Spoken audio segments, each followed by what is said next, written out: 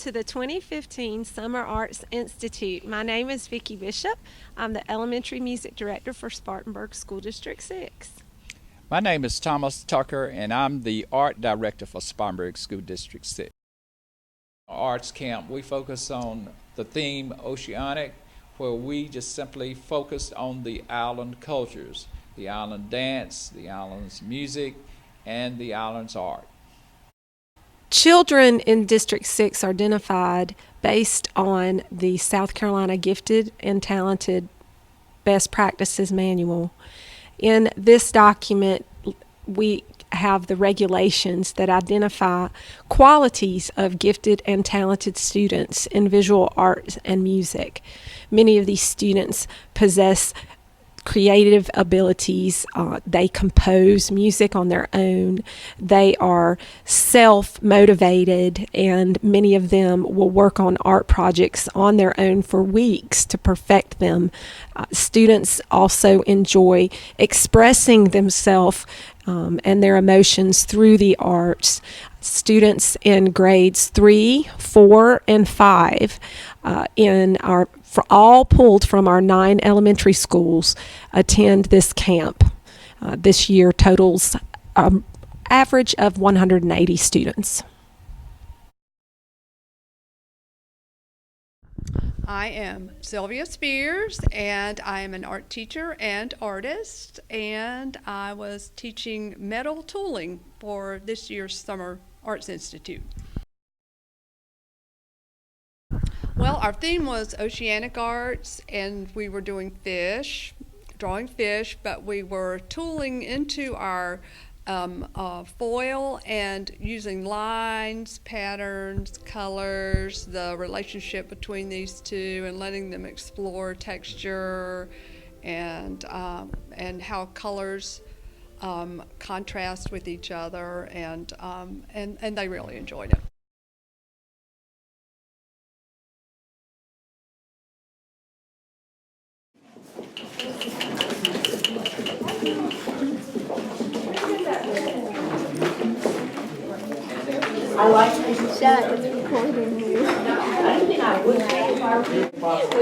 And now we're going to do your seaweed, and we're just going to take this marker and we're going to go real slow. You don't have to hurry, just go real slow, and we're going to fill this in like that. Can you do that? Sure.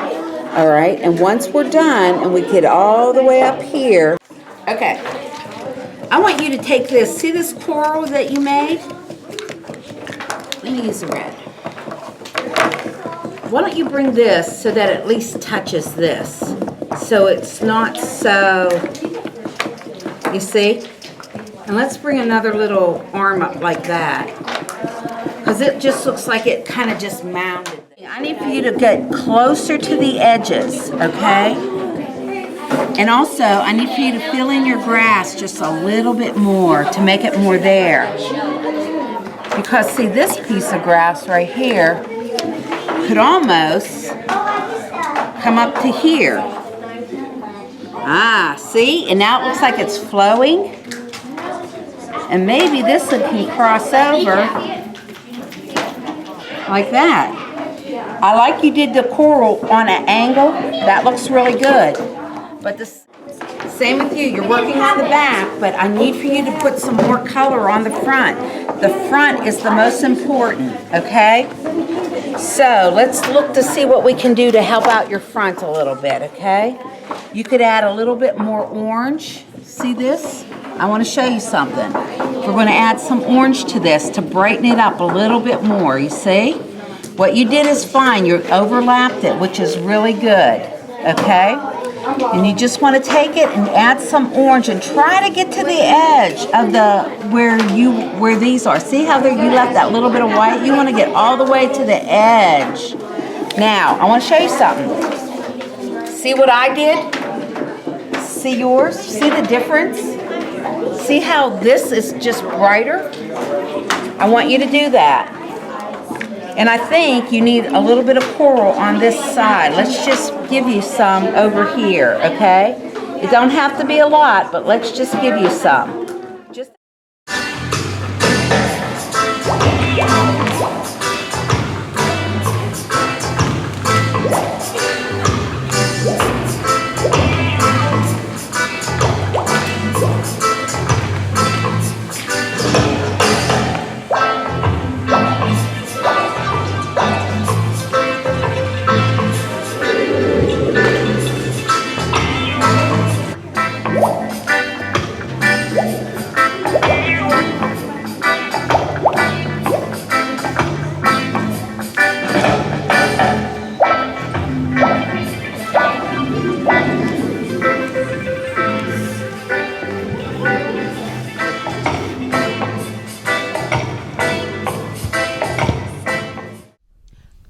we want them to see that they can create using movements as well as creating with visual art and creating with music, but they can also create with their bodies. Well, I think our main goal is for the students to have fun, so that they see that the arts are fun and creating is fun. It's hard work, but it's fun.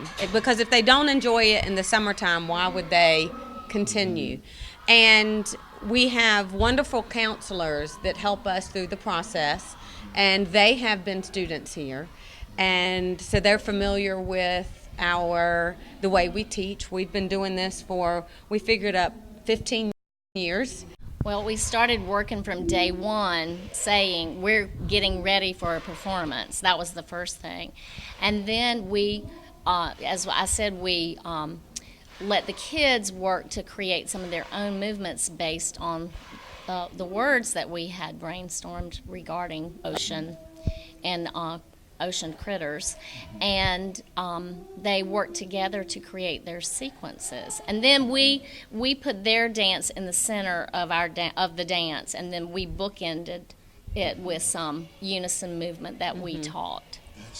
And the students, we practice and practice and rehearse and rehearse. And yesterday we even performed for another class, so they had a chance to perform for their peers.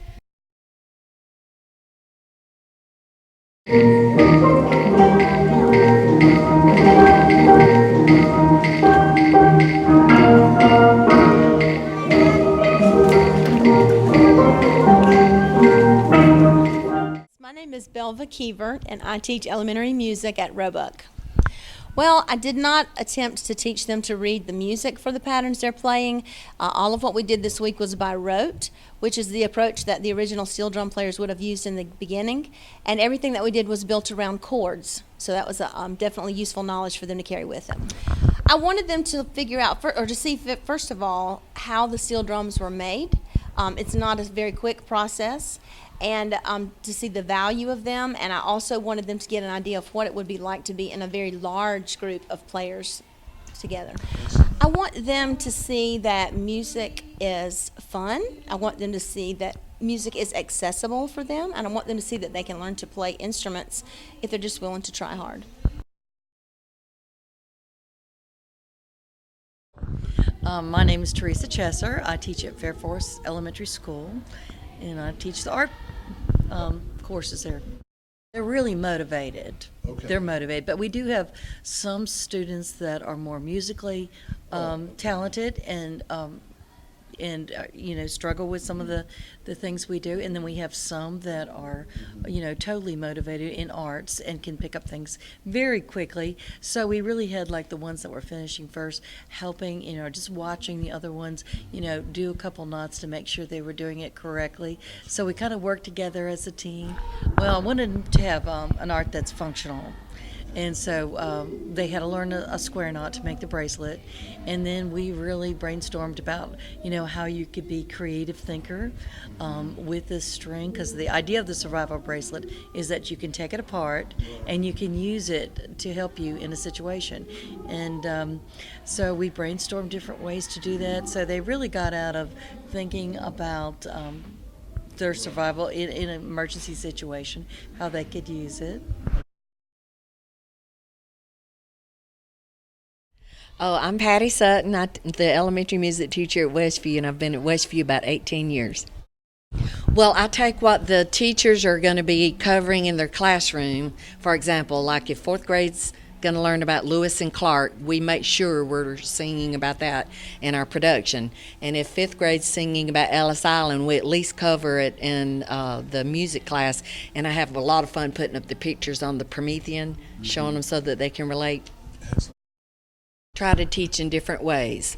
Some of the song was on the Promethean, the wall. Some of the music was in their hands. Some of the music was a cappella oral because children learn different ways. So I made sure I presented what I was teaching in at least 3 or 4 different media.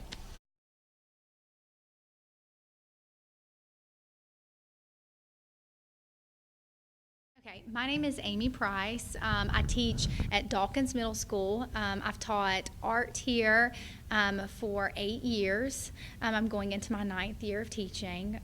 I love the middle school kids, but I've had a great time being able to teach this different age group. When I found out that I was going to be doing puppetry with the students, I really wanted them to have the art aspect of the puppet making. We talked about how we were going to add, may I show one? How we were going to start by adding the paint markers that we used.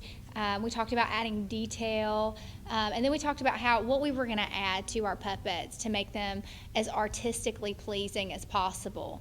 After they completed this part, we also talked about how they were going to move and choreograph with what the dancers have orchestrated. How they were going to choreograph and move their puppets to make them come to life. You just take that tape and put it onto your balloon like that. So here's my mouth right here, here's my tail right here. Okay, so you're going to do the same process using your side fins and your top fin. So once you have your side fins cut out, let's say this is one of my side fins. This is actually a lot bigger than my side fin. What's the first thing I need to do? Fold it, yeah, because if you don't make that little fold, you won't have a good way to attach it. So the first thing you do is make a fold and then attach it on. Alright, so once you have your tail, and if you want a top fin, you can do a top fin, and your side fins, you're going to start the paper mache process. So to do paper mache, first of all, I recommend starting with a light color today, because if you want to layer other colors on top, like other patterns, like these polka dots or stripes, it won't show up if you have.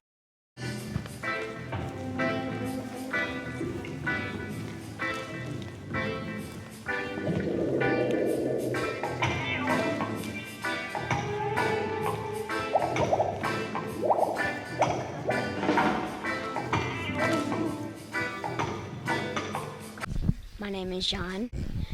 I'm in 5th. The school year ended and I am going into 6th at Dawkins. I like coming to this camp because it tests your imagination and creativity. I like how you have to think where to put the pieces to make sure it doesn't have any white and make the balloon the right size.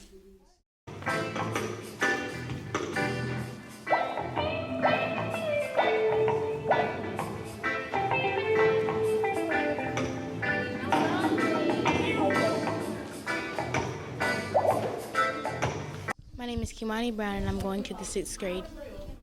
This camp is very creative and it helps me learn how to sing and do art, and I don't really do that a lot.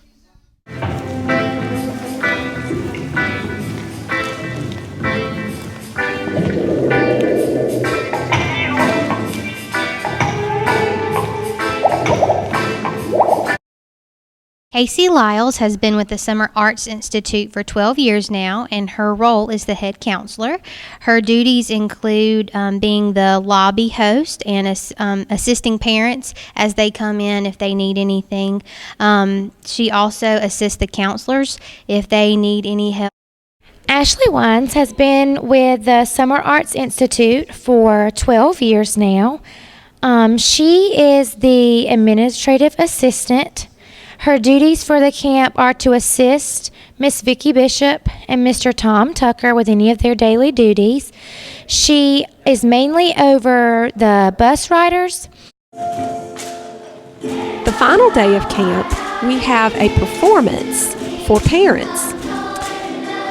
We would like to thank our art partners.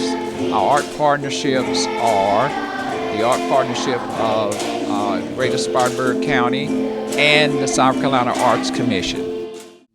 As always, we had a wonderful time this year. Next year's theme is Art Fiesta. See you next year.